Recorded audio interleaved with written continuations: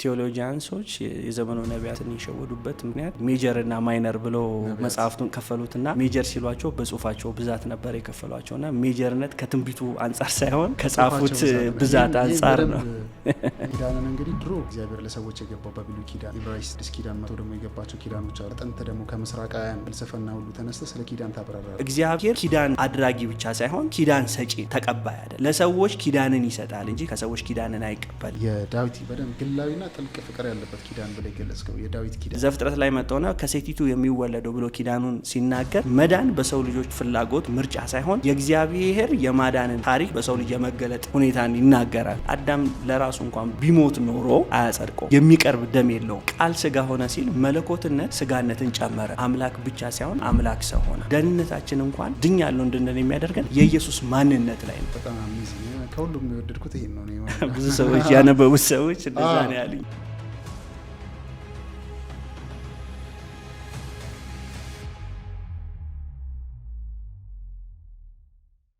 ሰላም ጤና ይስጥልኝ የተከበራችሁ ተመልካቾቻችን፣ እንዴት ናችሁ? የጌታ ኢየሱስ ክርስቶስ ጸጋና ሰላም በያላችሁበት ይብዛላችሁ። ይህ ክርስቲያን ፖድካስት ነው። እንግዲህ ፖድካስታችን ላለፉት በርካታ ወራት ተቋርጦ ነበር በግል በደረሰብን ችግር ምክንያት ማለት ነው። አሁን ደግሞ እግዚአብሔርን የመሰለ ዘመናዊ ስቱዲዮ ሰጥቶን እንደገና እንግዲህ እናንተን የሚያስተምሩ በጣም አሪፍ መንፈሳዊ ፕሮግራሞችን ይዘን ለመምጣት እንደገና መተናል። ለዚህም እግዚአብሔርን በጣም እናመሰግናለን። ዛሬ እንግዲህ የመጀመሪያ እንግዳችን የአዲሱ ስቱዲዮ ወንድማችን አገልጋይ ዳዊት ወይም ደግሞ በወዳጆቹ አጠራር ዴቭ ኮቨናንት ይባላል። ዴቭ ኮቨናንት ለምን እንደተባለም ተነግረናል። ዴቭ እንግዲህ የሚበልጥ ኪዳን የተሰኘ በጣም አስገራሚ መጽሐፍ ነው። እንግዲህ አንብቤው በጣም የወደድኩት መጽሐፍ ነው። እግዚአብሔር ከሰዎች ጋር የገባውን ኪዳን መጀመሪያ ከአዳም ጀምሮ እስከ አብርሃም፣ ከዛ ቀጥሎም ደግሞ ከኖህ እስከ ሙሴ፣ ቀጥሎም ደግሞ ራሱ እስከ ኪዳን መወለድ ድረስ በጣም የዘረዘረበትን የሚገርም መጽሐፍ ይዞልን መጥቷል። ስለ መጽሐፉ እንዲሁም ስለ ፐርሰናል ህይወቱ፣ ስለ ግል ህይወቱ ዛሬ ከዴቭ ጋር እናወራለን። በጣም የሚገርም ምስክርነትም እንዳለ እንግዲህ ሰምቻለሁ። በጣም አሪፍ ቆይታ እንደሚኖረን እርግጠኛ ነኝ። ዴቭ እንኳን ደህና መጣ። መጀመሪያ እንኳን ደህና ቆያችሁኝ። ትንሽ ስላንተ ብትነግረን ደስ ይለኛል። ዴቭ ኮቨናንት ማን ነው የሚለው ያው ብዙ ወዳጆቼ ዴቭ ኮቨናንት ብሎ ይጠሩኛል። ከትንሽ ከኪዳን ጋር ትንሽ የቆየ ነገር አለ መሰለኝ። ጓደኞቼ ናቸው ስሜን ያወጡልኝ ዴቭ ኮቨናንት ብለው። ስለ ኪዳን በጣም ታወራ ነበር ወይስ ምን? መጽሐፍ ቅዱስን በኪዳን ሳወራው ይቀለኛል። በተለይ ደግሞ ለእንደዚህ አይነት ወጣቶች በቀላሉ መጽሐፍ ቅዱስ እንዲረዱ ማለት እግዚአብሔር ከሰዎች ጋር የገባውን ነገር ለማብራራትና ለማስረዳት ኪዳን የተሻለ መንገድ ነው። እኔም ኢንካውንተሬ ከኪዳን ጋር ስለሆነ ማለት ነውና በኪዳን ማውራት ስለሚቀለኝም ነው መጽሐፍ ቅዱስን ሳስተምረው ማለት ነው። በኪዳን ከዛ ተነስቼ ነው። ኦኬ፣ እስኪ ትንሽ ስለ ቀድሞ ነገር ስለ ልጅነትህ ምናምን ብታወራኝ ደስ ይለኛል። በሽሮ ሜዳ ሙሉ ወንጌል ነው አገልግሎት የጀመርከው። ያደግከውን በዛ አካባቢ እንደሆነ አውቃለሁ። አሁን ደግሞ ትንሳኤ ወንጌል ዓለም አቀፍ ቤተክርስቲያን ነው የምታገለግለው። ስላንተ ማን ነው የሚለው ከስምህ በተጨማሪ ትንሽ ነገር ስለ አገልግሎት ህይወትህ ብትነግረኝ ደስ ይለኛል። ስሜ ዳዊት ጸጋ ይባላል። በአዲስ አበባ ውስጥ ነው ተወልጄ ያደግኩት፣ ሽሮ ሜዳ አካባቢ ማለት ነው። እንደውም ሽሮ ሜዳ በንግድ አካባቢ ይታወቃል፣ ፌመስ ነው በዛ አካባቢ ላይ። እዛ አካባቢ ሽሮ ሜዳ ሙሉ ወንጌል የሚባል ቤተክርስቲያን ውስጥ ነው ከልጅነት ጀምሮ ያሳለፍኩት። ጌታንም እየተቀበልኩት እዛ ነው። እዛ ቤተክርስቲያን ውስጥ ነው ያደግኩት ማለት ነው። ዳዊት የማርኬቲንግ እና በቴዎሎጂ የመጀመሪያ ዲግሪ ያለው፣ በሊደርሺፕ ደግሞ ሁለተኛ ዲግሪ ያለኝ ማለት ነው። አገልግሎቴን የጀመርኩት እዛ ሽሮ ሜዳ ሙሉ ወንጌል ውስጥ ነው። አገልግሎቴን የጀመርኩት ከልጅነት ጀምሮ ሙዚቃ በመጫወት ብዙዎች ሊያስታውሱኝ ይችላሉ። ሙዚቃ ጫወት ነበር ረጅም አመት። በወጣት አገልግሎት ላይ ረጅም ጊዜ አሳልፍ ያለው። ከዛም ደግሞ ቤተክርስቲያን ያለኝን ጸጋ አይታ ፕሮግራም ተሰጥቶኝ ረጅም ጊዜ ተወሰነ ጊዜ አገልግያለሁ በሽሮ ሜዳ ሙሉ ወንጌል ውስጥ ማለት ነውና የልጅነት ጊዜ እንደዛ ነው ያሳለፍኩት። ኦኬ፣ አይ በጣም ደስ ይላል ዴቪ። ዛሬ እንግዲህ በጣም በዋናነት የምናወራው የሚበልጥ ኪዳን ስለተሰኘው መጽሐፍ ነው። ከዛ በፊት ግን ስለ አንተ ህይወት አንዳንድ ሰዎችን እንደዚህ ሳወራ በተለይም ደግሞ አሁን ስትታይ አትመስልም። በጣም ወጣት አገልጋይ ነው፣ በብዙ ነገር ውስጥ ያለፍክ አትመስልምና ትዳር ውስጥ ገብተህ ከዛ በኋላ ልጅ ወልደህ ከልጅ ጋር የነበረ ነገር በጣም ከባድ ነገሮችን እንዳሳለፍክ ሰምቻለሁና በእንደዚህ አይነት ሁኔታ ደግሞ የሚያልፉ ሰዎች ከዚህ ነገር ስለሚማሩ በተወሰነ መልኩ እሱን ነግረን ቀጥሎ ወደ መጽሐፉ ሰፊ ጊዜያችን የምንወስደው ከመጽሐፉ ጋር በተገናኘ ነውና ወደ መጽሐፉ እንመጣለን። ስለሱ በተነግረኝ ደስ ይለኛል። ምን ነበር የሆነው በትዳር ውስጥ ከገባ በኋላ ከወለድክ በኋላ? ምንድነው መጽሐፉ እንደነገርኩ ረጅም አመት ከኔ ጋር አሳልፌዋለሁ። መጽሐፍ ነው ኦልሞስት ወደ 6 አመት ቆይቷል። አይኖ ማቆየቴ የራሴ ድክመት ቢሆንም ግን አንድ ፑሽ ፋክተር የሆነኝ ነገር ነበርና በሆቴል ያጋጠመኝ ማለት ነው።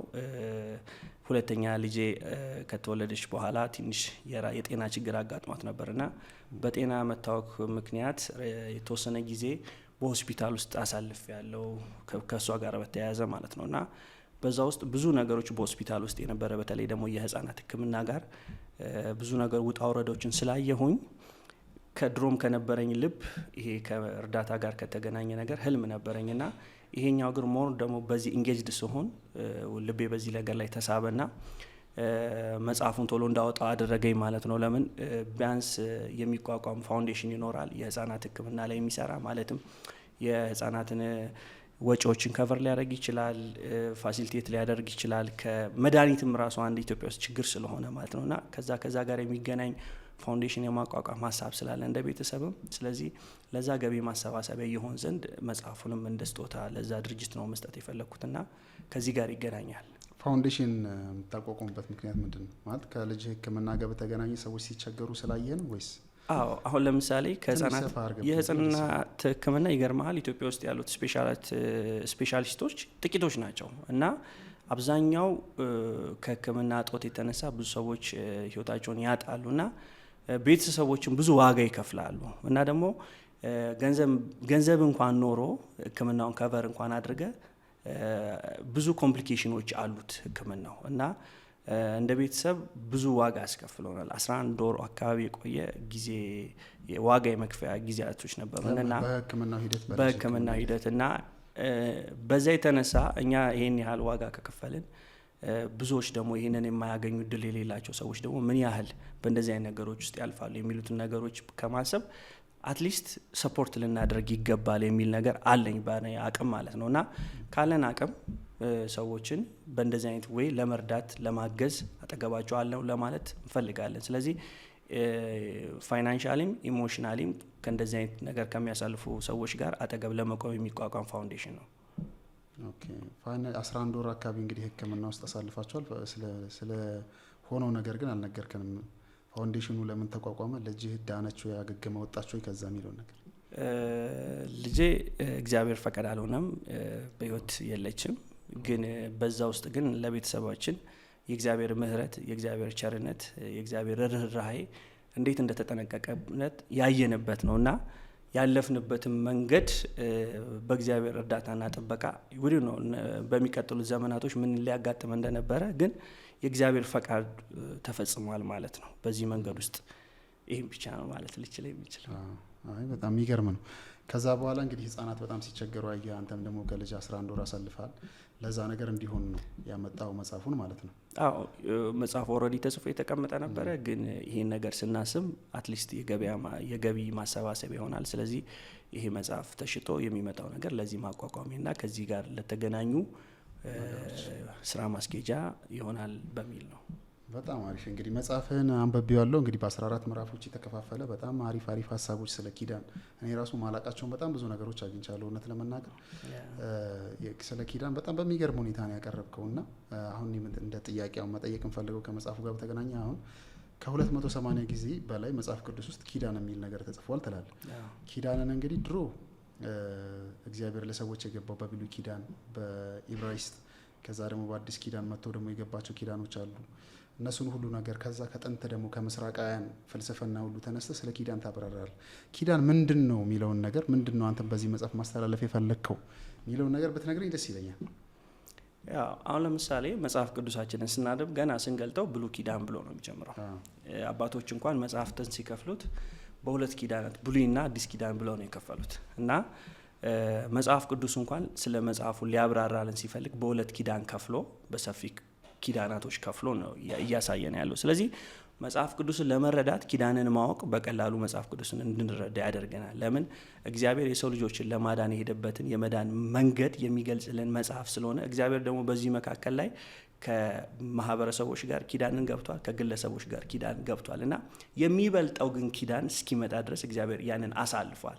ስለዚህ አባቶች ሲከፍሉት ብሉይ ኪዳንን እንዳንድ ጨመቁትና እሱን ብሉይ ኪዳን አሉት። ከዛ ደግሞ የሚበልጠውን ኪዳን አዲስ ኪዳን አሉት እና እግዚአብሔር ራሱን በሰዎቹ ታሪክ ውስጥ በእስራኤል ታሪክ ውስጥ ኪዳንን ይዞ የሄደበት ወደሚበልጠው ኪዳን እንዴት እንደወሰደ የሚያሳይ መጽሐፍ ስለሆነ ኪዳንን መረዳት መጽሐፍ ቅዱስን በተሻለ ሁኔታ እንድንረዳው ያደርገናል ማለት ነው።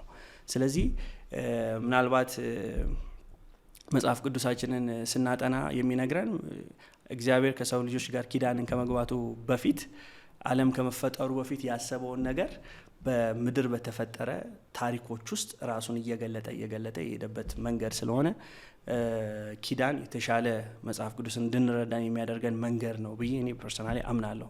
ስለዚህ መጽሐፉም የተጻፈበት ሰዎች መጽሐፍ ቅዱስን በተለየ ዳይሜንሽን ወይንም ደግሞ በኪዳን እይታ እንዲያዩ ለመርዳት ነው። እንግዲህ በጣም ኪዳንን ስታብራራ በእግዚአብሔር ለሰዎች የሚገባ ኪዳንና በሰዎች ደግሞ ለሰዎች የሚገባ ኪዳን ምናምን ብላ ያስቀመጥከው ነገር አለ። በዚህ መሀል ያለው ልዩነት ምንድን ነው? በእግዚአብሔር ለሰዎች በሚገባ ኪዳንና ሰው ደግሞ ለሰው በሚገባው ኪዳን መካከል ያለው ልዩነት ምንድን ነው? በዚሁ የገባቸው እንዲመጣ ብዬ ነው። እኔ በጣም ብዙ ነገር ስላገኘው ከዚህ በደንብ አንደርስታንድ እንዲያደርጉት ስለፈለኩ ነው። ኪዳን በሁለት ሰዎች መካከል የሚደረግ የቃል ስምምነት ማለት ነው። ለምሳሌ አሁን ትዳር ልንመለከት እንችላለን። በባልና በሚስት መካከል የሚደረግ በሁለቱ መካከል የሚደረግ ስምምነት ነው። ለምሳሌ ለንግድ ቢሆን የንግድ ፓርትነርሺፕ ውል አለ፣ የትዳር ውል አለ። ሰዎች አንድ ሀገር ከሌላ ሀገር ጋር ውል ያደርጋል። ምንድነው? በደንብና በስርዓት የሚደረግ ውል ነው። ስለዚህ ይሄ ውል እግዚአብሔር ከሰዎች ጋር ኪዳን ይገባል ስንል በሁለት ሰዎች መካከል ነው። በማንና በማን? በሰውና በአምላክ መካከል የሚደረግ ስምምነት ማለት ነው። ለምሳሌ በአምላክና በሰዎች መካከል የሚደረግ ስምምነት ሲሆን ሰውየው ወይንም አንደኛው ሰውዬ ስለሚያደርገው መብትና ግዴታ ይደነግጋል፣ በዚህኛውም ወገን ስለ መብትና ስለ ግዴታ ይደነግጋል። ነገር ግን በአምላክና በሰው መካከል ሲደረግ ግን ፍጹም በአምላክ ታማኝነት ላይ የሚመሰረት ኪዳን ነው። ለዚህ ነው መጽሐፍ ቅዱስ ሲናገር እግዚአብሔር ኪዳን አድራጊ ብቻ ሳይሆን ኪዳን ሰጪ ነው፣ ተቀባይ አይደለም። ስለዚህ ለሰዎች ኪዳንን ይሰጣል እንጂ ከሰዎች ኪዳንን አይቀበልም።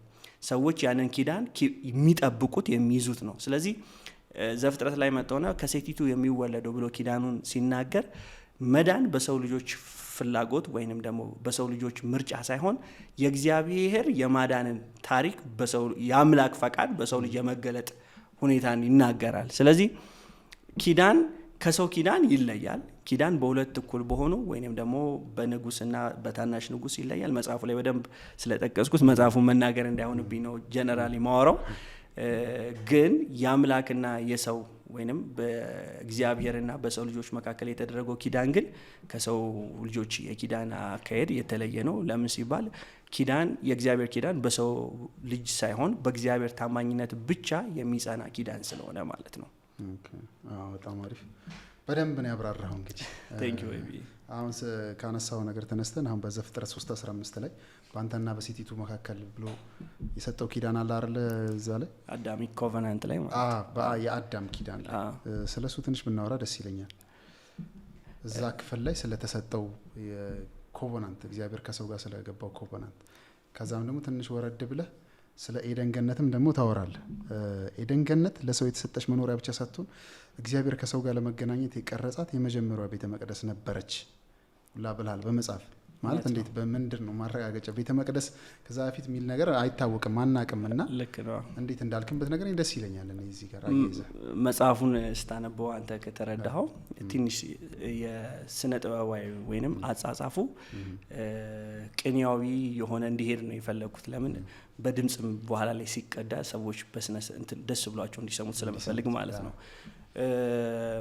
መጽሐፍ ቅዱስ ሲናገር በኤደን ገነትን ተከለ ነው የሚለው እና እግዚአብሔርና ሰው ወይንም አዳም በኤደን ገነት ይገናኛሉ። ስለዚህ የእግዚአብሔር ፕሬዘንስ በገነት ውስጥ ነበረ ወይንም በገነት ውስጥ የእግዚአብሔር መገኘት ነበረ። ስለዚህ አዳምን ሲፈልገው ያ ቦታ በእግዚአብሔር ክብርና በእግዚአብሔር መገኘት የተከበበ ነው። ስለዚህ የቤተ መቅደስ ኮንሰፕትም ወይንም የቤተ መቅደስም ሀሳብ እግዚአብሔር በዛ መገናኘት ነው። እሱን ሀሳብ እንደውም በኪዳን መወለድ ላይ ተናግሬዋለሁ። አማኑኤል ማለት እግዚአብሔር ከኛ ጋር ነው። ስለዚህ እግዚአብሔር ከሰው ጋር መሆኑ ነው መቅደስ የሚያደርገው። ስለዚህ በገነት ውስጥ እግዚአብሔር ከአዳም ጋር ይገናኝ ነበረ። ስለዚህ እግዚአብሔር ነው አዳምን ፈጥሮ በገነት ያስቀመጠው፣ የአዳም ፍላጎት አይደለም። ስለዚህ እግዚአብሔር ራሱ ነው ከሰው ልጆች ጋር ግንኙነት መፍጠር የፈለገው። መጽሐፍ ቅዱስም ሲናገር እኮ እንደ መልካችን እንፍጠር ነው ያለው። እግዚአብሔርን የሚመስል ሌላ አካል ነው የፈጠረው። ስለዚህ ከዛ ሰው ጋር ነው ፈጥሮት ከሱ ጋር ደግሞ ኪዳን እንገባ። ነገር ግን በገባው ኪዳን ላይ መጽናት አልቻለም። ስለዚህ ሰው በራሱ ፈቃድ ወይንም ደግሞ መጽሐፉ ላይ እንዳልከውም በልቡ ባለ ትዕቢትና በውጪ በመጣ ድምፅ ከገነት ወጣ ብያለሁ። ብዙ ሰዎች ሲናገሩ እንደውም ስለ አዳም ሲናገሩ አዳም ንጹህ ነበረ በዛ ውስጥ ይላሉ። እና እኔ እንደውም በጽሁፌ ላይ ስናገር አዳም ንጹህ አልነበረም ብዬ ነበር ማስበው። ለምን ከክርስቶስ ደም ስለ ክርስቶስ ደም ሳብራራ የክርስቶስን ያህል የመንጻት አቅም የለውም የአዳም ደም ነው ማለት። ለምን ሲባል አዳም ከሰማው ድምጽ በውጭ ከሰማው ከሰይጣን ድምጽ በላይም እንደ እግዚአብሔር ትሆናላችሁ የሚል ድምጽ ነግሯቸዋል። ያ እንደ እግዚአብሔርነት መሆን ፍላጎት ነበረው ማለት ነው። ስለዚህ ያ የውስጥ ትዕቢት ሰይጣንን የጣለው አዳምንም ከገነት አወጣው ማለት ነው። ስለዚህ በውስጥ የነበረው መሻት እንደ እግዚአብሔር የመሆን መሻት ፍላጎቱ ማለት ነው። ሰይጣንም የነገራቸው እሱ ነው። እንደሱ እንዳትሆኑ ፈልጎ ነው ሲላቸው ኦኬ መሆን ምፈልጋለሁ በሚል ነው አለመተዛዝ ውስጥ የገባው ማለት ነው። ስለዚህ ከገነት አስወጣው። አሁንም እግዚአብሔር መጣና ስለ ጥፋታቸው የሚገባውን አደረገ። ከዛ ግን ምንድነው ያደረገው? ከሴቲቱ የሚወለደው ብሎ የመጀመሪያውን ወንጌል ለአዳም ነገረው። ስለዚህ የኢየሱስ ክርስቶስን መምጣት ወይንም ደግሞ ስለ መሲሁ መምጣት የተነገረው የመጀመሪያው ቃል ያለው እዛ ክፍል ላይ ነው ያለው ማለት ነው። ስለዚህ እግዚአብሔር ከሴቲቱ በሚወለደው ብሎ ሴቲቱ የሚወለደው ኢየሱስ እስከሚመጣ የኪዳን ታሪክ ይቀጥላል ማለት ነው። የመጀመሪያው ወንጌል ያልክበት ምክንያት ለዛ ነው። የመጀመሪያው ወንጌል አሁን እዚሁ ዘፍጥረት 3:15 ላይ ስታወራ ከሰው ጋር እግዚአብሔር ሁለተኛ ስለገባው ኪዳን እንደገና ከውድቀት በኋላ ስለሰጠው ተስፋ ስታወራ ያ የመጀመሪያ ወንጌል ነው ትላለህ። እንደው ፕሮሚስ ከገባላቸው በኋላ ወንጌል ከአዲስ ኪዳን እንደሚጀምር ለሚያውቁ ሰዎች ይሄ እንደውም ትንሽ አምታታም ማናም እያልኩ ነበር መጽሐፉን ሳነብ። በዚህ እስኪ ክሊር አድርገው ይሄን ማለት ሐዋርያው ጳውሎስ ሲናገር ወንጌል ስለ ልጁ ነው ይላል። ስለዚህ ዘፍጥረት ላይ ስለ ልጁ ከተነገረ ወንጌል የጀመረው ከዘፍጥረት ጀምሮ ነው ማለት ነው። ናይስ ነው። በጣም ስሜት ይሰጣል። አንዳንድ ሰዎች ጥያቄም እንደሚፈጥረባቸው ስለገባኝ ነው። ከዛ በኋላ እንግዲህ ቀጥሎ የመጣው ዘፍጥረት 9:12 ላይ የመጣው የኖህ ኪዳን ደግሞ እግዚአብሔር ለአዳም ከገባው ኪዳን የተለየ ኪዳን ነው። በአይነቱም በይዘቱም ምናምን በጣም የተለየ ኪዳን። ስለ ኖህ ኪዳን ትንሽ ነገር ሙሉ መጽሐፉን እያስተረኩ ነው። አሁን እንግዲህ ሰዎች እንዳያነቡ ይመስላል። አያንብበው ማንበብ አለባቸው። ግን በጣም እኔ ስለወደድኩት ነው ለመናገር። በቅርብ ወራት ውስጥ ካነበብኳቸው መጽሐፍት የመጀመሪያ ስፍራ የምሰጠው መጽሐፍ ነው። በደንብ ብዙ ነገሮችን ያብራራልኝ እንዲገባኝ ያደረገውና ስለ ኖህ ኪዳን ደግሞ ትንሽ ነገር ብትነግረኝ ደስ ይለኛል። መጽሐፍ ቅዱስ ሲናገር የሰው ልጅ በኃጢአት እየከፋ እንደሄደ ኃጢአት በምድር ላይ እየሰፋ እንደሄደ ይናገራልና እግዚአብሔር ደግሞ ኃጢአትን አይቶ መታገስ አይችልም። ይቀጣል እግዚአብሔር በማንነቱ ማለት ነው። ስለዚህ ጻድቅ ስለሆነ ኃጢአትን ይቀጣል። የኖህ ኪዳን የሰው ልጅ በዛ እየሄደ ከሄደ ማለት በዛ ኃጢአት በቀጠለ ቁጥር እግዚአብሔር እየመጣ ኃጢአትን ሊቀጣ ነው። ስለዚህ ምን አደረገ? የሚመጣ የሚበልጥ ኪዳን አለ። ስለዚህ የሚበልጥ ኪዳን ደግሞ የሚሰጠው ለሰዎች ነው። ሰዎችን በምድር ላይ ለማቆየት ኪዳን መግባት ነበረበት እግዚአብሔር። እንደውም ለኖህ ሲሰጠው ከዚህ በኋላ ሕዝብን እንደዚህ አላጠፋም ብሎ እንደው ምልክትን ሰጠ ይላል። ቀስተ ደመናን አደረገ። ሰው ከዚህ በኋላ ዝናብ ሲዘንብ በቃ ሊያጠፋ ነው እግዚአብሔር ብሎ እንዳይፈራ ምልክትን ያቆማል። ስለዚህ እግዚአብሔር ፍጥረትን የጠበቀበት ምድርን የጠበቀበት ኃጢአት እንኳን ከዚህ በኋላ ስለ ኃጢአታቸው አልቀጣም ነው ማለት አላጠፋትም። ምድርን ከዚህ በኋላ በውሃ እና በዝናብ በጎርፍ አላጠፋውም የሚል ኪዳን የገባላቸው። ስለዚህ የኖህ ኪዳን ፍጥረትን የጠበቀበት ክርስቶስ እስከሚመጣ ድረስ በኃጢአት ተበክላ ያለችዋን ዓለም እንዳትጠፋ የጠበቀበት ኪዳን ነው። ስለዚህ እግዚአብሔር በኖህ ኪዳን አማካኝነት ስለ ምኑ ይናገራል? ስለሚመጣው ስለ ክርስቶስ ይናገራል። ታንኳው ምልክት ነው። መጽሐፌ ላይ ስለ ጻፍኩ ሰዎች ማንበብ ይችላሉ። እንደውም እንትን እያለኝ ነበር። ታንኳው ዝም ብሎ መርከብ አይደለም ነገር ትላለህ። የክርስቶስ ከዛ ጋር ታገናኘዋለህ ቀጥታ ወስደህ ማለት ነው። ምን ለማለት ፈልጎ ነው እያልኩም ነበር እኔም በዚሁ ጥሩ ነው የመለስከው። እነ ጳውሎስም ሲጽፉ ሜንሽን ያደርጋል። ወደ ኋላ ታሪክ እየወሰዱ ሜንሽን ያደርጉታል። ለምን እግዚአብሔር ለዚህ ነው ኢየሱስ ሲናገር እንደዚህ አለ፣ መጽሐፍ ስለኔ ይናገራሉ አለ። በቃ እያንዳንዱ በፍጥረት ታሪክ ውስጥ ያለፉት ሁኔታዎች ሁሉ ስለ ኢየሱስ ክርስቶስ ይናገራሉ። ስለዚህ በዛ ውስጥ በመርከቧ ውስጥ እግዚአብሔር ሕዝብ ያንን የኖህ ፋሚሊ ሲጠብቅ በክርስቶስ የምንጠበቀውን በአዲስ ኪዳን ያለው በክርስቶስ የሚለውን ቃል ይደግፍልናል። ስለዚህ እንደውም እዛ ጋር ስጽፍ ምን ብያለው? በክርስቶስ ከሆነን በመርከብ ውስጥ እንደገባን አድርጎ የሚመጣው ወጀብ ሁሉ የሚነካው ታንኳውን ወይንም መርከቡን እንጂ ውስጥ ያሉትን አይደለም። ስለዚህ እኛም በክርስቶስ ከሆነን ውስጥ ያለው አይነካም፣ በሚመጣው ነገር ሁሉ የሚነካው መርከቡን ብቻ ነው የሚል ሀሳብም አንስቼበታለሁ። ዲቴይል ግን የሚያነቡት ሰዎች ቢያዩ ደስ ይለኛል። እኛም ከላይ ነው ያው ዝም ብሎ ለሰዎች በጣም ኢንተረስቲንግ ነገር ስለሆነ ዝም ብሎ ሃይላይት ለመስጠት ዲፕ ለመግባት አይደል። ቀጥሎ ደግሞ ዘፍጥረት 15:17 ላይ የአብርሃም ኪዳን መጣ። የአብርሃም ኪዳን ደግሞ የእምነት ኪዳን ነው ተላለ። ቀጥታ እንደውም በደንብ በስፋት ከክርስቶስ ጋር አገናኝተዋል የአብርሃምን ኪዳን። የአብርሃም ኪዳን ከአዳም እንዴት ነው የሚለየው? ትንሽ ነገር እሱ ላይ ደግሞ ባለን እስቲ። የአብርሃም ኪዳን እግዚአብሔር ሕዝብን በኖህ ኪዳን ከጠበቀ በኋላ አንድ ሕዝብ መምረጥ ፈለገ። የኔ የሚለው ሕዝብ ሊለይ ስለፈለገ ከአብርሃም ወሰደና የአብርሃም ደግሞ ለየት የሚያደርገው ነገር ምንድነው? አዲስ ኪዳን በማመን የሚገኝ ጽድቅ ነው የሚሰጠን። ስለዚህ አብርሃምም አመነ ጽድቅ ሆኖ ተቆጠረለታልና ጳውሎስ ገላትያ ላይ መጣና እናንተ የአብርሃም ልጆች ናቸው ለምን ሲባል በእምነት የሆነ ጽድቅን ስለወረሳችሁ ይለናል። ስለዚህ እግዚአብሔር በአዲስ ኪዳን ያለውን በእምነት መጽደቅን በአብርሃም አነሳው። ለምን እዛም ላይ ገልጬዋለሁ። ከህግ በፊት ነው የአብርሃም በእምነት መጽደቅ ያለው። ስለዚህ ጳውሎስን በሮሜም ላይ ጠበቅ አድርጎ የሚናገረው እምነት ህጉን ይቀድመዋል። ስለዚህ እግዚአብሔር በአብርሃም የሆነውን በረከት በማመን ጽድቅ የሚገኝበትን ጽድቅ ነው ይሰጠን። ስለዚህ የአብርሃም ኪዳን እግዚአብሔር በእምነት የሚገኝ ለሰው ልጆች ሁሉ የሚሆን ጽድቅን ለመፍጠር ነው። ስለዚህ እዛም ላይ ስለ ዘር የምትለዋን ቃል አንስቼ ዘር ደግሞ ስለ ክርስቶስ ነው ብዬ ደግሞ እንደገና መልስና ወደሚበልጠው ኪዳን ሜንሽን ያደርጋል። በደንብ ነው ያገናኝ የአብርሃም ኪዳን ከክርስቶስ ጋር በደንብ ያገናኝ። ከዛ በኋላ ደግሞ የሙሴ ኪዳን መጣ። የሙሴ ኪዳን ዘጸአት 24 ላይ የሙሴ ኪዳን መጣ። የሙሴ ኪዳን ደግሞ በነጻነት በቅድስናና በመለኮታዊ መገኘት ላይ የተመሰረተ ኪዳን ነው ትላል። እውነት ነው። ከላይ ከዘረዘርናቸው ትንሽ ለየት ይላል። በትክክል ግን ዴቭ ኮቨናንት የሚለው ስያሜ በደንብ ሰርቷል አይደል? ይገልጸዋል አይደል? የምር በጣም በቃ ከኪዳን ጋር በጣም የሚገርም ትስስር ነው ያለ። ራሱ በዚህ መንገድ አይቼው አላውቅም እንዳይገርም እና ትንሽ ስለ እዚህኛው ኪዳን ደግሞ ንገረን።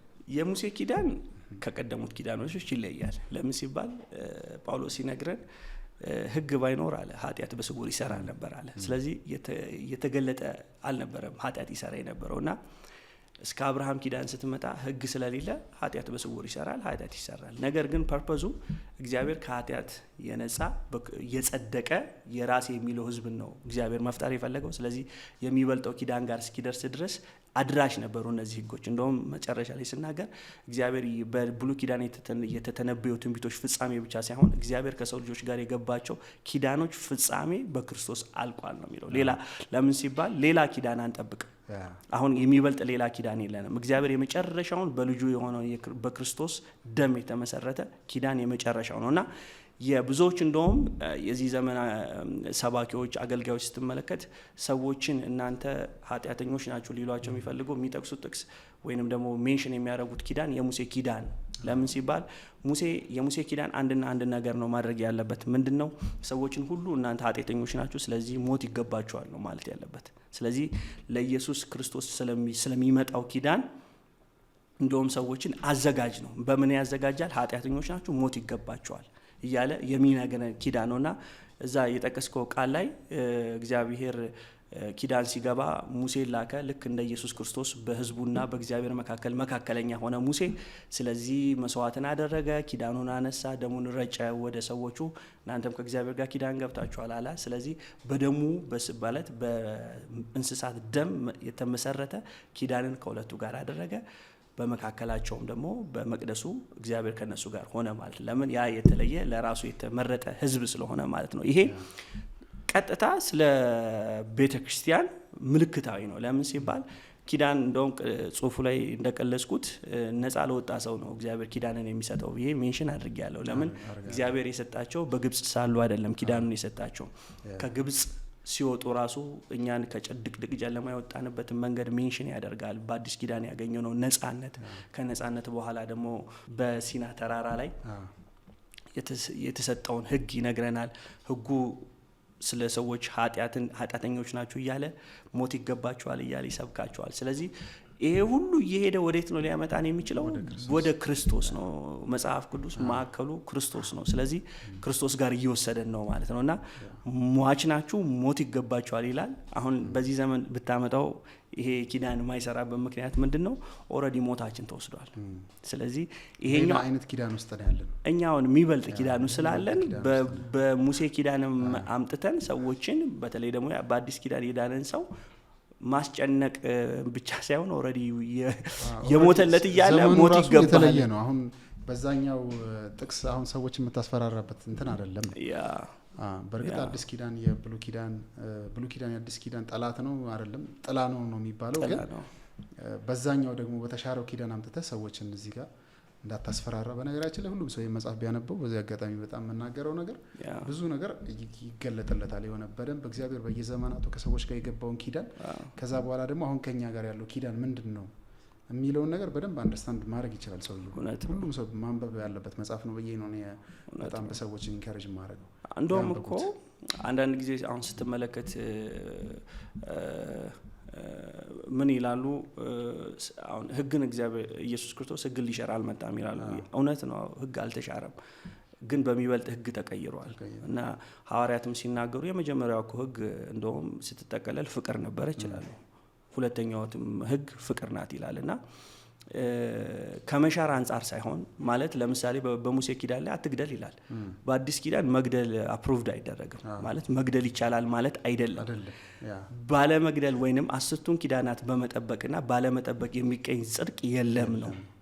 ስለዚህ አትግደል የሚለው ህግ በአዲስ ኪዳን ላይ ተሽሯል ብለ መግደል ራሱ እንኳን የሰማዩ የምድር ህግ አይለቀም። በማረግና ባለማረግ አይደለም የአዲስ ኪዳን ቃል ኪዳን። እውነት ነው። በደንብ ስለ አዲስ ኪዳን ቃል ኪዳን በደንብ ታብራራልናል። እንደውም አንተ የምትለው ምንድነው ኪዳን ራሱ የተወለደበት ነው የምትለው አዲስ ኪዳን። እውነት ነው። ስለሱ እንመጣበታለን። ግን አሁን የዳዊት በደንብ በጣም ደስ ያለን ኪዳን ማለት ግላዊና ጥልቅ ፍቅር ያለበት ኪዳን ብለ ገለጽከው የዳዊት ኪዳን። እውነት ነው። በጣም አሜዚንግ። ከሁሉም የወደድኩት ይሄን ነው። ብዙ ሰዎች ያነበቡት ሰዎች እንደዛ ነው ያሉኝ። በጣም ደስ ያለን ኪዳን። ትንሽ ስለሱ ደግሞ ብትለን ደስ ይለኛል። በእርግጥ ይሄም ከክርስቶስ ጋር ቀጥታ የተገናኘ ነገር ነው። እውነት ነው። ክርስቶስ ራሱ እኮ የዳዊት ስርና ዘር ነው የሚባለው ማለት ነው። እሱንም ሜንሽን አድርገሃል። ትንሽ ብታብራራው ደስ ይለኛል የዳዊትን ኪዳን። የዳዊት ኪዳን በብሉይ ኪዳን የተጻፈ የአዲስ ኪዳን ህይወት ነው። ለምን ሲባል እግዚአብሔር ከግለሰብ ጋር ኪዳን የገባበት ነው፣ ዳዊትን መርጦ ማለት ነው። እና የዳዊት ኪዳን ለየት የሚያደርገው ለምሳሌ ምህረቴን ከሳውል ቤት እንዳነሳው ምህረቴን ከዳዊት ቤት አላነሳም ይላል። እና ኢቭን በዛ ዘሩ ቢያጠፋም አለ በልምጬ መልሰዋለሁ ይላል ቃሉና በጣም ይደንቀኛል። የአዲስ ኪዳን ዕብራውያን ላይ ሲመጣ እግዚአብሔር የሚወደውን ሰው ይቀጣል ነው የሚል ቃል አለውና መቀጣት እንኳን የመወደድ ጥግ ነው፣ እንዳይጠፋ ከመመለስ ነውና የእግዚአብሔር ምህረቴን ከዳዊት ቤት አላረቀውም ይላል። እና ይሄ የአዲስ ኪዳን አስተምሮ ነው ማለት በብሉይ ኪዳን የአዲስ ኪዳን የተኖረ ህይወት ነው። እሱም ደግሞ ልቡ ለእግዚአብሔር የቀና ነበረ። የአዲስ ኪዳን ደግሞ ልብ ከመቀየር ጋር የተገናኘ ስለሆነ ማለት ነውና እግዚአብሔር እንደ ልቤ ይለዋል። በእግዚአብሔር የተወደደ ልብ የነበረው ሰው ነው። ስለዚህ ከነበሩት ሁሉ ኪዳናቶች የዳዊት ኪዳን የግለሰባዊም ስለሆነ እና ደግሞ ከካራክተሩም ጋር የተገናኘ ስለሆነ የአዲስ ኪዳንም ሽታ ስላለበት ህይወቱ ላይ ቢወድቅም ቢነሳም እጁ ላይ ጣለኝ ይላል። ከእግዚአብሔር ውጪ ሌላ አማራጭ እንደሌለው የሚያውቅ ነው። ንግስናው ላይ ሲጨርስ እኔ እዚህ ለእግዚአብሔር ቤት በድንኳን ሆኖ እኔ እዚህ ሆንኩ ብሎ የሚነሳ ሰው ነው። ሰክሰሱ የመጨረሻው ንግስናው እንኳን ላይ ተቀምጦ የሚያስታውሰው ስለ ታቦቱ ነው። ታቦቱ ደግሞ በብሉይ ኪዳን ሜንሽን የሚያደርገው ስለ መገኘት ነው፣ ስለ እግዚአብሔር መገኘት ነው፣ በመካከላቸው ሆኖ የሚለው ነውና ዳዊት ከእግዚአብሔር ጋር የተለየ ማንነት አለው። ስለዚህ ነው እኮ ዘሩ እንኳን ሲነገር የዳዊት ዘር ተብሎ የሚነገረውና ሞር ፎከስ የሚያደርገው የዳዊት ኪዳን ከኢየሱስ ክርስቶስ መምጣት ጋር ማለት ዘላለማዊ ንግስና ጋር ተመልሶ ሲመጣ አከራካሪም ቢሆን 1000 ዓመት የሚባል አለ። ስለዚህ በዳዊት ይቀመጣል፣ በዳዊት ወንበር ላይ ይቀመጣል፣ ይነግሳል ከሚሉ ቃላቶች ጋር ይገናኛል። ከመምጣቱ ጋር ሞር ይገናኛል። ግን ዘሩም ራሱ ከእሴይ ግንድ ጋር የሚገናኝ ነው። ከሱ ጋር ቀጥታ የተገናኘ። ነቢያትም ደግሞ ከእሴይ በትር ታቆጠቁጣለች ብሎ ከዛ ስለሚመጣው ስለ ዳዊት ዘር የሚመጣው መሲህ የሚናገርበት ኪዳን ነው። ትንቢት ተናግሯል። እውነት ነው። የዳዊት ኪዳን በጣም የተለየ ነው። ያንብቡት፣ ያንብቡት ነው። ያው ሞር በጣም መናወራው መጽሐፉ ዲቴይል ነው የሚያብራራው።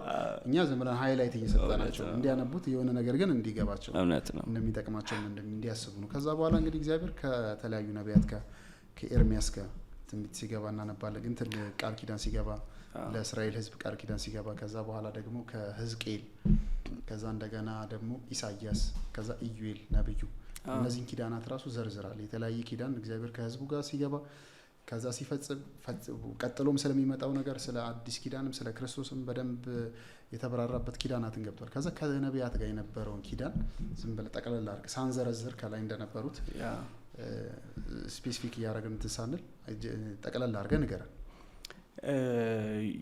የብሉይ ኪዳን ነቢያት የመጽሐፉ ዋናው ሀሳብ ያለው እዛ ጋር ነው። በብሉይ ኪዳን የነበሩት ነቢያቶች እንደውም ብዙ ጊዜ ለጓደኞች ይላለው ቴዎሎጂያንሶች የዘመኑ ነቢያትን የሸወዱበት ምክንያት ይሄ ሜጀር እና ማይነር ብለው መጽሐፍቱን ከፈሉትና ሜጀር ሲሏቸው በጽሁፋቸው ብዛት ነበር የከፈሏቸውና ሜጀርነት ከትንቢቱ አንጻር ሳይሆን ከጻፉት ብዛት አንጻር ነው። በደንብ አስመረልኝ። በቃ ሜጀር ፕሮፌት ማለት ከጽሁፉ ብዛት የጽሁፋቸው ብዛት ነው። ሜጀር የሚባሉት እነ ኤርሚያስ እና ኢሳያስ ዳንኤል አለ እስኬል ሜጀር ነቢያት የተባሉበት ምክንያት ጽሁፋቸው ጋር የተገናኘ ነው። ሌላ የተለየ ሜጀር የተለየው ነገር የለውም። ለምን ሲባል አሁን የብሉይ ኪዳን ነቢያት ትንቢታቸው ይጻፋል። ለዛም ነው በመጽሐፍ ቅዱስ ውስጥ ያገኘናቸው ማለት ነው። የአዲስ ኪዳን ነቢያት ግን መጻፍ አይጠበቅበትም። ለምን እነሱ አድራሽ ነበሩ። ኦልሬዲ ደርሰዋል። የመጨረሻው መገለጥ ላይ ደርሰናል። የጸና የትንቢት ቃል አለን። ስለዚህ አሁን የሚጻፍ የትንቢት ቃል የለንም። ለምን የሚበልጠው ኢየሱስ ተገልጧል። እና ሀሳቡ ምንድነው? የብሉይ ኪዳን ነቢያቶች የኪዳን ጠባቂዎች ናቸው። መጽሐፉም ሀሳብ ቅድም እንደነገርኩ የመጽሐፉ ሀሳብ ሊጻፍበት የቻለው የሚበልጥ ኪዳን የሚለው በብሉይ ኪዳን የነበሩ በጥላ ዘመን ላይ ሆኖ ስለ ኢየሱስ ተናግረዋል። ትንቢቶቻቸው ወደ ኪዳኑ መላሽም ቢሆኑ ግን በትንቢቶቻቸው ውስጥ ስለ ኢየሱስ ስለ መሲሁ ጽፈዋል። ሐዋርያትም ለማገልገል ሲነሱ ወይንም ደግሞ ሲናገሩ እንደኛ የተጠረዘ መጽሐፍ አልነበራቸውም። ስለዚህ በነቢያቱ እንደዚህ እንደተባለ ታውቃላችሁ እያሉ ለዛ ለነበረ ለአይሁድ ሕዝብ ወንጌልን ይሰብኩት ከነቢያት አፍ የተነገሩትን ቃላቶች እያነሱ ነበረ። ስለዚህ በብሉይ ኪዳን የነበሩ ነቢያቶች ስለ ኢየሱስ ከተናገሩ የአዲስ ኪዳን ነቢያት ደግሞ ስለ ኢየሱስ አለመናገርነት የነብይነት ልኩ አይደለም። ነብይ የኪዳን አስጠባቂ ነው። ነብይ ወደ ኪዳን መላሽ ነው። ፍትህ ሲጠፋ ስለ ፍትህ የሚናገር ከኪዳን የራቀን ህዝብ ወደ ኪዳን መላሽ ነው የሚል እምነት አለኝ። መጽሐፍም የሚነግረን የነቢያትን አገልግሎት ከኪዳን መላሽነት ነው። ለምን ሐዋርያት ምዕራፍ 3 ላይ ጴጥሮስ ሲናገር እንደዚህ ይላል፣ ከሳሙኤል በኋላ የመጡት ነቢያቶች ስለ ኢየሱስ ተናግረዋል። ስለዚህ የነቢያትን መጽሐፍ ከዛ በኋላ ነው የምናገኛቸው። ምን ብለው ተናገሩ? ከኪዳኑ የሸሻውን ከዳዊት ንግስና በኋላ ከሰለሞን ቀጥሎ የሚመጡት ነገስታቶች ጠቅላላ ምን እየሆነ ይመጣሉ? ከሱ በፊት ከነበረው የበለጠ ኃጢአትን አደረገ እያለ ነው። ስለዚህ ከፊታቸው ስለሚመጣው በባቢሎን በግዞት ስለመወሰዳቸው አስጠንቃቂዎችም ናቸው። ለምን ሲባል ከህጉ ስለራቁ እና ተመለስ የሚል ድምፅ አላቸው። ተመለሱ የሚል አለ። በዚህ ውስጥ ሁሉ ግን ስለሚመጣው መሲህ ይናገራሉ። ስለዚህ ኪዳንም አስጠባቂ ናቸው። በኪዳን አስጠባቂነታቸው ውስጥም ደግሞ ስለሚመጣው መሲህም ደግሞ ይተነብያሉ። ለዚህ ነው የነቢያቶቹን ድምፅ ስለሚያውቁ እስራኤሎች የሚመጣ መሲህ አለ ብሎ ተስፋ ያደርጋሉ። ለምን? በባቢሎን ምርኮ ውስጥ ናቸው፣ ወድቀዋል። ከዛም ደግሞ በሮም ባርነት ውስጥ ናቸው። ስለዚህ የሚጠብጡ ኢየሱስ እንኳን ሲመጣ ሊቀበሉ ያልቻሉት እንደ ዳዊት አይነት መሲህ። ለምን? በዳዊት ዘመን የነበራት የእስራኤልን ሰላም ማለት የተጠበቀች ናት፣ በጠላቶቿ የማትነካ ናት። ከዛ በኋላ ደግሞ ሰለሞን አለ። በሰለሞን ጊዜ ደግሞ በእስራኤል አይታው የማታውቅ የብልጽግና ዘመን ነው። ለነሱ ጎልደን ታይማቸው ነው። ስለዚህ መሲሁ ከዳዊት ዘር ይመጣል የሚል ቃል አለ በነቢያቱ የተነገረ። ስለዚህ ይጠብቁ የነበሩት ከነገስታት ሳይድ ነው የሚጠብቁት። በቃ መጥቶ ጠላቶቻቸውን ሁሉ ገሎ እነሱን እንደ ድሮ በብልጽግናና በሰላም የተጠበቀች እስራኤልን ኤክስፔክት ያደረጉት። ስለዚህ መሲሁ ሲመጣ ይሄማ መሲህ አይደለም አሉት። ለምን? እነሱ በጠበቁት ሳይሆን እግዚአብሔር ለእስራኤል ብቻ ሲሆን ለዓለም ሁሉ አዲስን ኪዳን ሊገባ ስለፈለገ ለዚህ ነው ነቢያቶቹን እንደ አለፈው ጊዜ ኪዳን አይደለም የሚገባው አዲስን ኪዳን እያለ ስለሚመጣ የሚበልጥ አዲስ ኪዳን ይናገሩ የነበሩት ነቢያቶቹ ማለት ነው። እና የኢየሱስ ኪዳን ይበልጣል። ከነቢያት ከእግዚአብሔር የገባው ኪዳን የሚገርም ነው። መጽሐፉ ላይ ያንበቡት በጣም በዝርዝር እንትን ተብሏል። ግን አሁን በአዲስ ኪዳን ቅድም አንስተልኛል አንድ ሜጀር የተባሉበት እነዛ ነቢያት ኢሳይያስ፣ ኤርምያስ በጽሁፋቸው ብዛት ማለት አሁን ሜጀር ፕሮፌት ብለህ የሆነ የማዕረግ ስምም አይደለም አሁን የማዕረግ ስም ሆኗል። እና በዘመናችን ካለው ከምናየው የአዲስ ኪዳን በተለይ በዚህ ዘመን ደግሞ ነብይ ተብሎ ምድራችን ላይ ከምናየው ነገር እና መጽሐፍ ቅዱሳዊ ኪዳን መጽሐፍ ቅዱሳዊ ትንቢት አገልግሎት አንጻር ተነስተ የሆነ ነገር እንድትነግረኝ ይፈልጋሉ። መጽሐፉ ላይ በርግጥ ያስቀመጥከው ነገር አለ። እንዴት ነው የምታየው አሁን አንተ በእኛ ዘመን ያለውን የትንቢት አገልግሎት?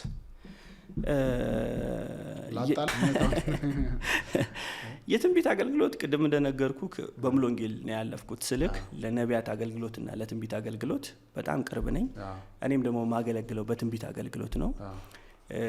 ከመስበር ወይንም ደግሞ ከመጥላት አይነት አይደለም። ግን በመጽሐፍ ቅዱስ ላይ የተቀመጠውን የነብይነት ልክ ግን ትንሽ ካለው ሁኔታ ትንሽ የሸሸ ነው ብዬ እኔ ፐርሰናሊ አምናለሁ። ለምን ሲባል በዚህ ዘመን እውነት ነው ደስ ይለኛል የነቢያት አገልግሎት በመስፋቱ። እኔ ደግሞ ብዙ የነቢያቱ ወዳጅ ነኝ፣ ከዛ አካባቢ አልጠፋም። ለምን ሲባል የነብይነት አገልግሎት ትልቅ ነው በቤተ ክርስቲያን ላይ ያለው ቫልዩ። ለምን ቅድም እንዳልኩክ የብሉይ ኪዳን ነቢያቶች የኪዳን አስጠባቂዎች ናቸው።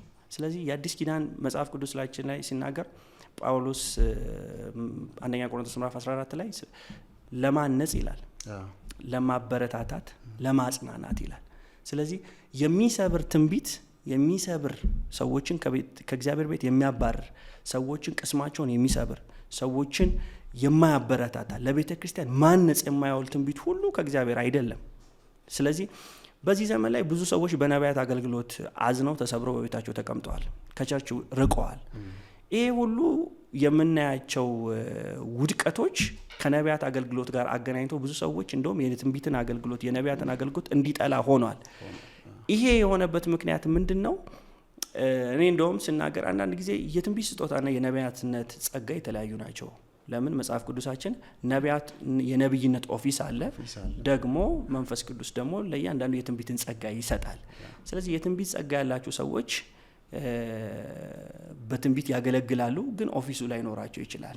ስለዚህ የነቢያት ግን ኦፊስ ያለው ሰው ግን አንደኛ አስተማሪ ነው። ለምን ሲባል በነቢያትና በሐዋርያት መሰረት ሲል ምን መሰረት ይዘው ነው ነቢያት? መሰረቱ ክርስቶስ ነው። ስለዚህ የተናገሩት ያስተማሩት ስለ ኢየሱስ ክርስቶስ ነው። ስለዚህ ከዚህ የራቀ የሆነ ከክርስቶስ ወንጌል የራቀ ለዚህ ነው ከክርስቶስ አርቀኸው ሰውየውን በማይሆን ነገር ላይ እምነት ላይ በተለያዩ በሚሸጡ ወይንም ደግሞ በሚገዙ በውሃ ይጸለይ፣ በዘይት ይጸለይ፣ በጨውም ይጸለይ፣ በምንም ይጸለይ ሰዎቹን ግን ከኢየሱስ ነጥለ ስለተጸለየበት ነገር ላይ ካያያዝከው ከኪዳን እያረከው ነው። ሰዎች በልባቸው ላይ የሚነግሰውን ኢየሱስን እያረከው ነው። ስለዚህ ይሄ የነብይነት አገልግሎት አይደለም። የነቢያት አገልግሎት የኪዳኑ አስጠባቂ ናቸው። የኪዳኑ አስጠባቂ ናቸው ስለ በእነሱ የሚደገፍ ሳይሆን ሰውን ከክርስቶስ የሚያወጣ ነገር ሁሉ ከኪዳን የራቀ አገልግሎት ነው። ይሄ ደግሞ የአዲስ ኪዳን ባህሪው አይደለም። ስለዚህ በነቢያት አገልግሎት የተሰበረ ሰው እውነተኛ የነቢያት አገልግሎት አለው ብዬ እኔ አላምንም። ለምን? ለማነጽ ነው፣ ለማበረታት ነው፣ ለማጽናናት ነው። በተለይ ደግሞ በዚህ ዘመን ላለ ክርስቲያኖች ማጭበርበር አይደለም በጣም ከባድ ማለት አሁን ፐርሰናላይዝድ አድርገን ስለሚፈጠሩት ነገር ካወራን ብዙ ሰዎች ልናስቀይም እንችላለን። ግን ፐርሰናላይዝ ማድረግ ሳይሆን ዝም ብሎ ጀነራላይዝ አድርገን አሁን አንደኛ መሰል ለቤተ ክርስቲያን በጣም ጠቃሚ አገልግሎት ነው። የትንቢት አገልግሎት ብዙ ተጠቅመናል። በተለይ እንደ ሙሉ ወንጌል ነበር ካንተ እኔም ሙሉ ወንጌል ቤተ ክርስቲያን ስለሆነ ባግራውንዳችን የነቢያት አገልግሎት ምን ያክል ህይወታችን ውስጥ ተጽዕኖ እንዳለው እንዴት እንጽናና እንደነበር በደንብ እናውቀው ነገር ነው። ግን አሁን ከምናየው ነገር ተነስተን ድሮኛ ትንቢት አገልግሎት ምን እንጽናናበት ነው ታውቃለህ። ጉባኤ መሀል ምናምን ሰዎች ተነስተው ምናምን እግዚአብሔር እንደዚህ ይላል በቃ ወይ እንድንመለስ ወደ ንስሐ ወደ እግዚአብሔር እንድንጠጋ የሚያረገን ነው። ወይ ደግሞ ወደ ግልም ሲመጣ የሚያበረታን የሚያጸናን በጌታ ቤት እንድንጸና ምናምን የሚያረገን ነው። ስናድግ የምናውቀው ሙሉ ወንጌል ቤተክርስቲያን ውስጥ የነቢያት አገልግሎት በፊት በቃ ከሌ ነብይ እንትን አለ ሲባል ሰውየው በግል የሆነ መልክ የሚሰራበት ምናምን ነገር አልነበረም የነበረው በቃ ሰዎች የሚድኑበት በቃ እግዚአብሔር ክብር የሚገለጥበት ሰዎች እኮ ከአስፋልት ዳር ነቢያት እያገለገሉ እኮ እውነት ነው። አጋንንት እያስጮኋቸው እኮ ይመጣሉ። በጣም በጣም ብዙ ሙሉ ወንጌል እውነት ነው። ቤተክርስቲያኖች ይሄ በቃ ኤክስፒሪየንስ አለ፣ በቃ የምናውቀው ነገር እውነት የነበረ ነው። ነገር እውነት ነው። ተረዳኛ። አሁን ያ ነገር ተቀይሮ የግለሰቦች መጠቀሚያ ሲሆን በጣም ጠቃሚ አገልግሎት ነው የነቢያት አገልግሎት። እንቀበላለን፣ እኔም አንተም እንቀበላለን የነቢያትን አገልግሎት። ግን አሁን አቢዩዝ ተደረገ አገልግሎቱ፣ ሰው እንዲጠላው ሆነ። እውነት ነው። እግዚአብሔር በጣም ቤተክርስቲያንን በዚህ በዘመን መጨረሻ ሰዎችን ወደ ልጁ መንግስት ለማፍለስ የሚጠቀምበት አገልግሎት በቃ ይሁን አቢዩዝ ተደረገና እሱ ነገር ያበሳጫል አንዳንዴ ስታይ። ከዛ አንጻር ተነስቼ ነው ያነሳው እንጂ ሰዎችን የሆነ አታክ ለማድረግ አይደል፣ ግለሰቦችን ለመንካት አይደል። እውነት ነው። ያ ግን አንተም የሆነ መጽሐፍ ላይ በደንብ ስላስቀመጥክ መርሆችን በደንብ ሰዎች ይህ መጽሐፍ ሲያነቡት ብዙ ነገር ይገለጠላቸዋል ብዬ አስባለሁ። እኔ እንደውም እኮ የነቢያት አገልግሎት ከኪዳን ጋር በጣም የተገናኘ አገልግሎት ነው። እኔ እንደውም ሐሰተኛ አስተማሪዎች ሲያበላሹ ነቢያቶች ናቸው ወደ ኪዳን መመለስ ያለባቸው፣ ማቀናት ያለባቸው። አሁን ለምሳሌ ብዙ ከተማችን ላይ የምንወዳቸው አስተማሪ ነቢያቶች አሉ፣ ኢየሱስና ኢየሱስን ብቻ የሚያገኑ ማለት ነው። እና ይሄ ተስፋ ነው ለኢትዮጵያ ለሚመጣውም ወጣት ተስፋ ነው። ለምን በአንድ ጎራ ላይ ሌላ አይነት ነገር ታያለ፣ ደግሞ በዚህኛው ጎራ ላይ ደግሞ የተሻለ ማለት ክርስቶስን ሴንተር ያደረገ ሰዎች የሚጽናኑበት፣ ወጣቶች የሚጽናኑበት አገልግሎቶችን ደግሞ እናያለን። በደፈና ሁሉንም አንጨፈልቀውም። ነገር ግን እውነት ነው ከዚህ አገልግሎት ላይ የተያያዘ ልባችን የሚያዝንበት፣ በተለይ ደግሞ እንደኛ ቤተክርስቲያን ውስጥ ላደግን ሰዎች ልባችንን የሚያሳዝነን ይህ እኮ የቤተ ክርስቲያን መልክ አይደለም፣ ቤተ ክርስቲያን መልኩ አንዲ አይደለም የምንልበት ብዙ ነገሮች አሉንና ግን የነቢያት አገልግሎት ወደ ኪዳን መላሽ ክርስቶስን የሚያገን ክርስቶስ የእምነቱ ጀማሪ መካከለኛችንና መጨረሻችንን ኢየሱስን ብቻ በጉባኤዎቻችንና በመድረኮቻችን የሚሰበክበት አገልግሎት ነው ብዬ ፐርሰናሊ አምናለሁ። ከዚህ ውጪ የሚመጡት መገለጦች፣ የሚመጡት ፈውሶች፣ የሚመጡት እያንዳንዱ በጉባኤ ውስጥ የሚገለጡት ነገሮች ሁሉ እውነትም ሕያው ነው ኢየሱስ አሁንም በመካከላችን እየሰራል የሚል ነው። ተጨማሪ ናቸው። ዋናው ግን ክርስቶስን በቃሉ ክርስቶስን ሰዎችን በዚህ ላይ ማግነን ነውና የትንቢት አገልግሎት የኢየሱስ ክርስቶስን ኪዳን መላሽ አገልግሎት ነው። እኔ እንጃ ከዚህ ጋር የሚጋጭ ሰው አለ ብዬ አላምንም። የመንፈስ ቅዱስ እንደሚሰራ የጸጋ ስጦታዎች እንደሚሰሩ የሚያምን ሰው በሙሉ ከዚህ ነገር ጋር ይጋጫል የሚል እምነት የለኝም። እውነት ነው። ደስ ይላል። የተከበራችሁ ተመልካቾቻችን እንግዲህ ከወንድማችን አገልጋይ ዳዊት ወይም ደግሞ ጓደኞቹ እንደሚጠሩት ዴቭ ኮቨናንት ጋር ያለን በጣም አስደሳች ቆይታ እንደቀጠለ ነው። እንደብዬ እንግዲህ ወደ መጨረሻው አካባቢ እየሄድን ነው። ምዕራፍ 8 ላይ አሁን ከዚህ በፊት የዘረዘርናቸው ከነቢያት ጋር እንዲሁም ከነ አብርሃም ከነ ሙሴ ከነ ኖህ ጋር እግዚአብሔር የገባው ኪዳን አለ። እግዚአብሔር ከሰዎች ጋር በተለያየ ዘመን የገባው ኪዳን አለ። አሁን ደግሞ ምዕራፍ 8 ላይ ቃል ስጋ ሆነ፣ የኪዳን መወለድ ትላለ። ኪዳን ራሱ ተወለደ ትላለ። ቃል ስጋ ሆነ ከሚለው ቃል ተነስተ ነው ኪዳን መወለድ ያልከው። ይሄን ነገር ትንሽ አብራራልኝ እስቲ። አዲስ ኪዳን ላይ አሁን እዛ መጽሐፍ ለመጻፍ እንደተሞከረው መወለዱ፣ ህይወቱ፣ መስዋዕትነቱና መነሳቱ እግዚአብሔር ከሰው ልጆች ጋር የመጨረሻው ኪዳን ከመግባት ጋር በጣም ቁርኝነት አለው። ለምሳሌ ለሰው ልጆች መዳን የኢየሱስ ክርስቶስ ሞትና ትንሣኤ ብቻ ሳይሆን ኪዳኑ መወለድ ግዴታ ነው። ለምን ሲባል በመስቀል በቀራንዮ ላይ በተከፈለ መስዋዕትነት ብቻ ሳይሆን መወለዱም ለኪዳኑ ወይንም ደግሞ መካከለኝነቱ የሚሆነው ለምን ቃል ስጋ ሆነ ሲል መለኮትነት ስጋነትን ጨመረ ነው።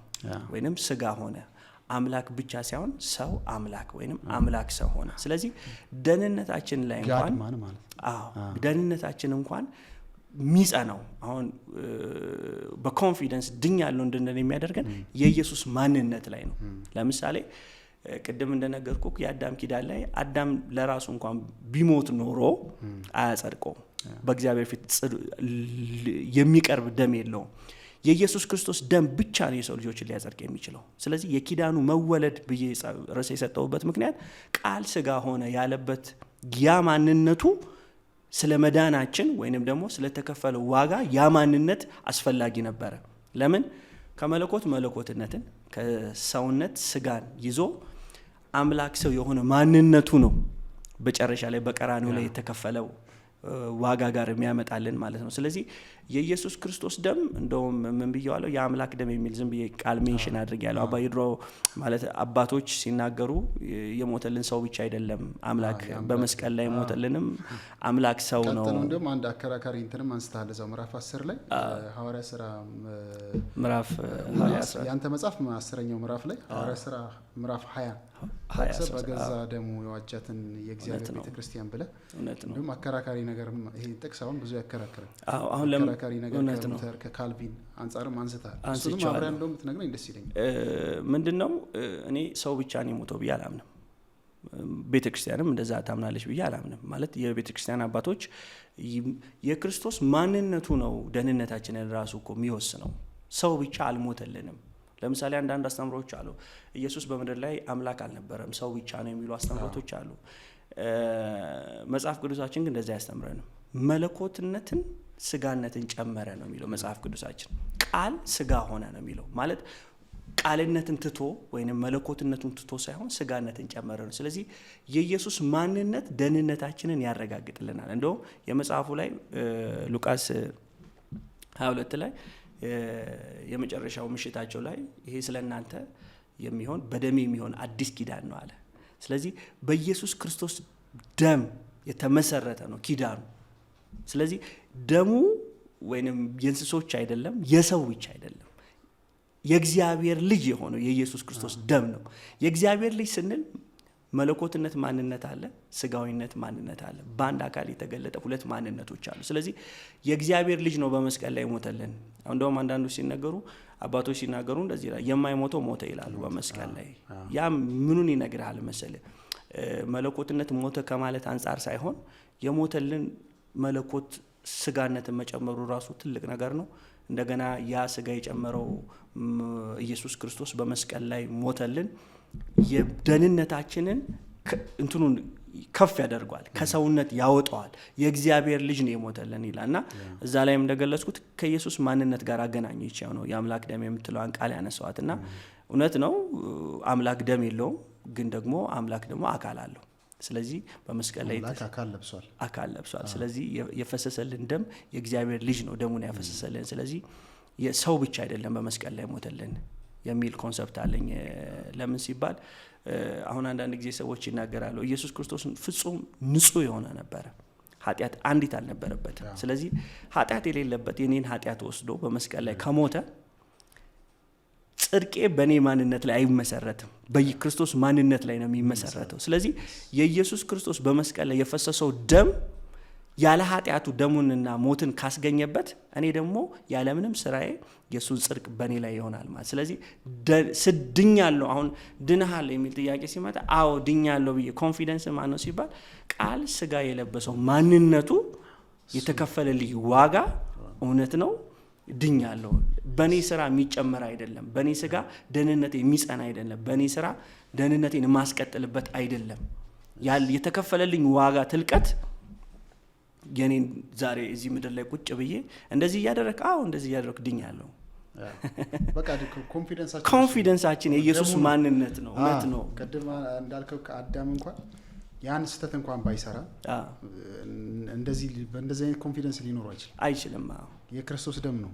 የክርስቶስ ደም እውነት ነው። የገባንበትም መንገዱ የሚያስገባንም በደሙ ነው። እውነት ነው። ቤተክርስቲያንም የተዋጀችው እዚሁ ሐዋርያ ሥራ ላይ እንደሚናገረው በክርስቶስ ደም ነው የተዋጀችው፣ በገዛ ደሙ ነው፣ በደሜ ነው በቃ የሚለውና እሱን ወስጄ ነው ከሱ ቃል ላይ ተነስቼ ነው። በጣም አሪፍ ዲቨኒ በጣም ማለት ብዙ ነገር የተማርኩበት መጽሐፍ ነው። ከዚህ በላይ በደንብ በጣም ብንዘረዝር ሙሉ መጽሐፉን እዚሁ ልጅ ተሰፋው እንጂ የምር በጣም የሚገርም መጽሐፍ ነውና በጣም ደግሞ በትክክለኛ ታይም የመጣ መጽሐፍ ነው። ለምን ብዙ ሰውን የሆነ መወዛገብ ውስጥ ነው ያለው።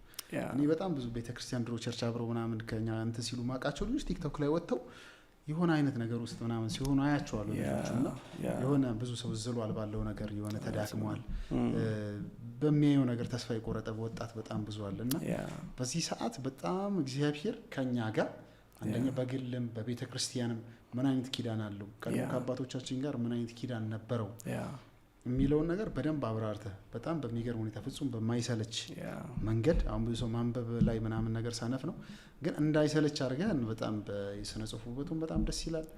በጣም የወደድኩት መጽሐፍ ነው። አምጥተሃል እና መጽሐፉ መቼ ነው የሚመረቀው? መጋቢት 12 ስለምርቃት ፕሮግራሙ መጋቢት 12 በአዜማን ሆቴል ይመረቃል። አዜማን ሆቴል ቦሌ ጋር ይመረቃል። ሰዓቱ ከ8 ሰዓት ጀምሮ ይመረቃል። ስለዚህ የፊታችን መጋቢት 12 በአዜማን ሆቴል ከቀኑ 8 ሰዓት ጀምሮ ሁላችሁም እንዳትቀሩ። ይህ መጽሐፍ በእውነት በጣም ሁሉም ሰው ማንበብ ያለበት መጽሐፍ ነው። ደግሞ እዚህ አስቀድመው ኮሜንት ለሚያደርጉ ሰዎችም ደግሞ ስጦታ እንሰጣቸዋለን እኛ በራሳችን ገዝተን እና በጣም የሚገርም መጽሐፍ ነው የጻፍከው ዴቭ። ቴንክ ዩ ኬቢ። በርታ። የመጨረሻ የምትለን ነገር ካለ ብትለን ደስ ይለኛል። እኔ አሁን ከዚህ መጽሐፍ ፋይናሊ መደምደሚያው ምን ይላል? ወደ ክርስቶስ እንመለስ፣ ወደ ወንጌል እንመለስ ነው የሚለው መደምደሚያው። በቃ እንድንመለስ ነው፣ ወደ ወንጌል እውነት እንድንመለስ፣ ወደ ክርስቶስ እንድንመለስ። ከሳትንበት ነገር ማለት ከሄድንበት ብዙ አይነት ነገር ውስጥ ገብተን አይደል? አሁን በዝርዝር አይነሳም እዚህና መመለስ ነው ዋናው ፖይንቱ። ሄዶ መደምደሚያው። አንተ ደግሞ የምትለን ነገር ካለ የመጨረሻ ቃሌ ያው በመጽሐፍ የመጨረሻ ላይ ያስቀምጨዋለሁ። በዘመናችን ባሉት አገልግሎቶች ላይ በተለይ ደግሞ እግዚአብሔር እድልና ጊዜ ሰጥቷቸው ህዝብ ሰጥቷቸው ለሚያገለግሉት አገልጋዮች ለመጨረሻ ላይ አስቀምጨዋለሁ። ከክርስቶስ ያነሰ ወይንም ከክርስቶስ ከወንጌል ያነሰ ላይ ብዙ ጊዜ ባይጠፋ ብዬ አምናለሁ። ለምን ሲባል በተለይ ደግሞ የነቢያት አገልግሎት ላይ ከክርስቶስ በታች የሆነ አገልግሎት ወይንም ደግሞ ከልጁ ከኢየሱስ ክርስቶስ ሌላ ተጨማሪ እነ ጳውሎስም ሲቃወሙት የነበሩት አገልግሎት ስለነበረ ማለት ነው። ለምሳሌ ጳውሎስ ተክሎ ሲወጣ አይሁዶች ይመጡና መዳናችሁ ላይ እቺ ብቻ አታስፈልግም እቺንም ጨምሩባት ሲሉ፣ ከዛ ደግሞ እንደገና ደግሞ የነ ጴጥሮስን የነ ዮሐንስን መጽሐፍ ደግሞ ስናጠና የሚነግረን ሁለተኛ ጴጥሮስ ላይ እንደውም የሚለው ቃል አለ። ጳውሎስ በጥበቡ የተናገረው ለራሳቸው ፍላጎት ትምህርቱን አጣመውት ይላልና በክርስቶስ በጳውሎስ የተሰበከውን ደግሞ የነጻነት ወንጌል ደግሞ ይወስዱና ደግሞ በቃ ነጻነት በክርስቶስ ብሎ ደግሞ ዝም ብሎ እንደፈለጉ ሊሆኑ ሲሉ ደግሞ እንደዚህማ ከሆናችሁ እያለ ደግሞ መላሽ አለና ወንጌል በኢየሱስ ክርስቶስ ላይ የተመሰረተ ነው። የሚቀጥለውም በኢየሱስ ክርስቶስ ላይ ነው፣ መጨረሻውም በኢየሱስ ክርስቶስ ላይ ነው እና አገልግሎታችን ሰዎችን ወደ ክርስቶስ ወደ ራሳችን ሳይሆን ወደ ክርስቶስ መንሰብካቸው መድረኮቻችን ላይ ወደ ክርስቶስ፣ ስለዚህ በሱ ላይ ያለቀ እንዲሆን መጽሐፉ ተጽፏል ማለት ነው። በጣም ድንቅ መጽሐፍ ነው። እንግዲህ የፊታችን መጋቢት 12 በአዜማን ሆቴል ይመረቃል። የምትችሉ ሁሉ ተገኙ፣ የማትችሉ ደግሞ የተለያዩ መዝሙር ቤቶች፣ አሁን በብዛት መዝሙር ቤቶች የት ነው ሊገኝ የሚችል? መጽሐፍ ቀጥታ አንተ ዘጋር እየደወሉ ማግኘት ይችላሉ።